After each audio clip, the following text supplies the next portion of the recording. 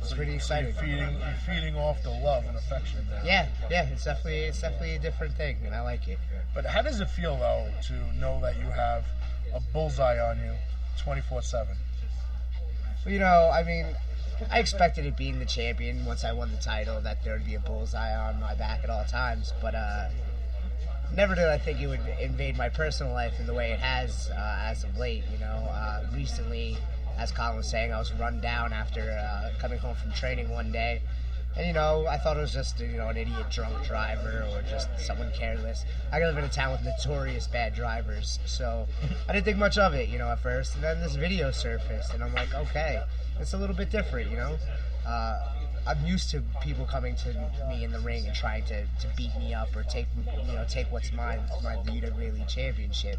But I'm not so used to people coming to attack me in my real life, and it's a different world, I'm for a loss of words at times for it too, because.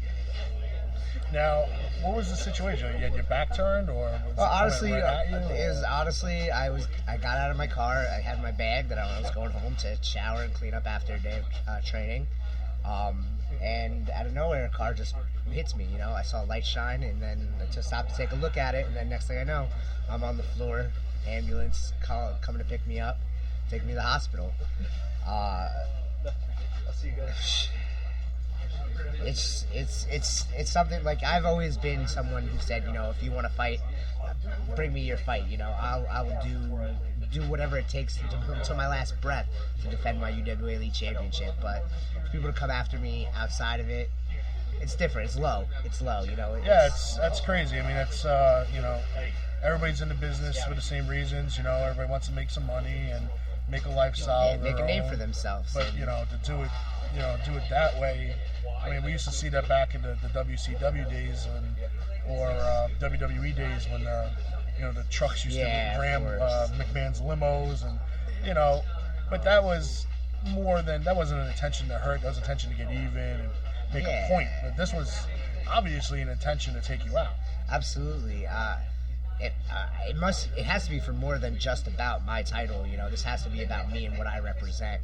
Because I've always said, if you want to come for me and my belt, you can fight me in the ring, and I'll never turn down a challenge. It doesn't matter who it is. You can have it could be Kyle the Beast, it could be Arcadia, it could be Hulk Hogan or John Cena. I don't care.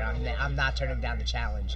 Right. So for someone to come and take me out in my personal life, it's just, it's despicable. It really is, and I'm going to make sure they get what they have coming to them, for sure. So on February 6th, you guys got a show coming up in South River.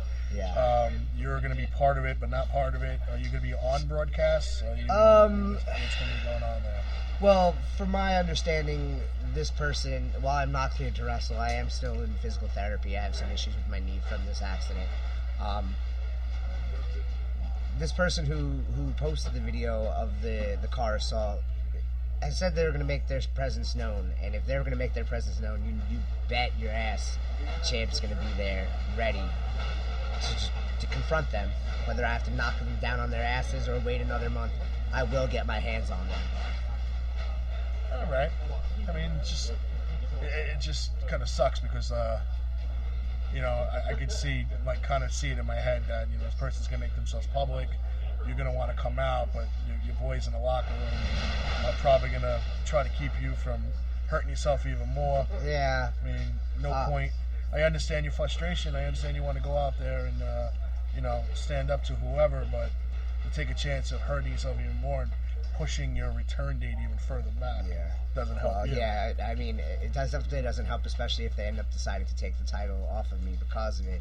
Right. But the locker room will tell you that I'm known for being quite stubborn.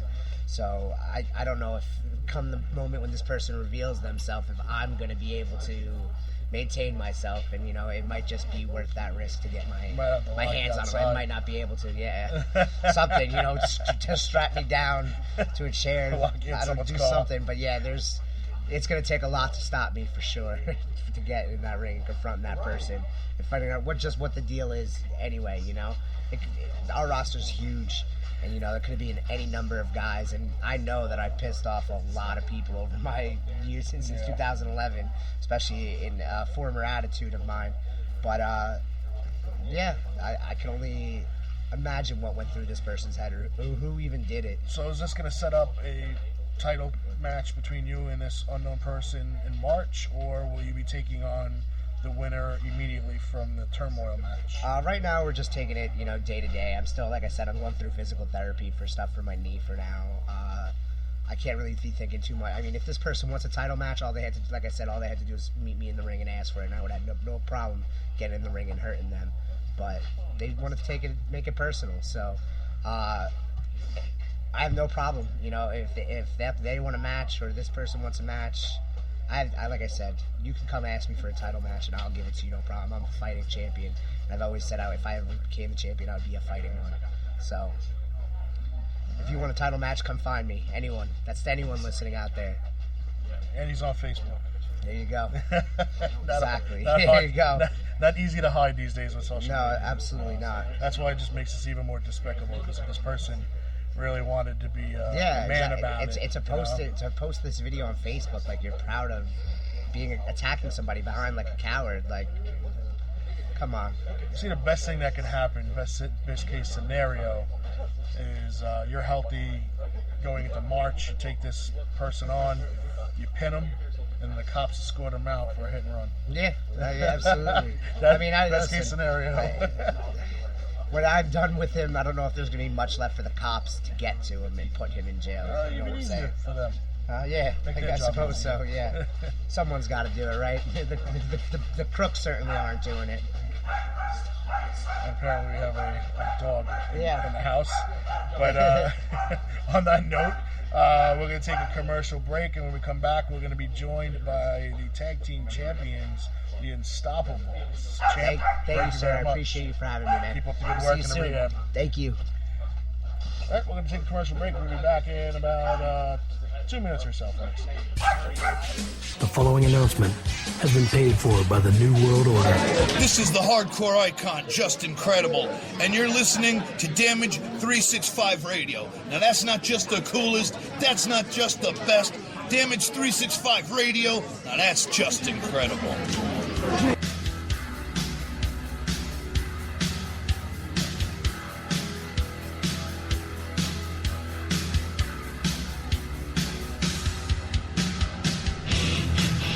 Funkenstein Wrestling Superstore, selling wrestling memorabilia from all around the world, including WWE, TNA, Japan, Mexico, and the very best of the independents. They've got action figures, DVDs, autographed memorabilia, t-shirts, and more. Plus, stop in and get tickets for great promotions like UWA Elite, CZW, and many others. Located indoors at the world-famous English Town Flea Market, Green Building, booth number 35 on 90 Wilson Avenue, Manalapan Township, New Jersey. Open every Saturday and Sunday, 8 a.m. to 4 p.m. Log on to Facebook.com/Funkenstein Inc. for more information.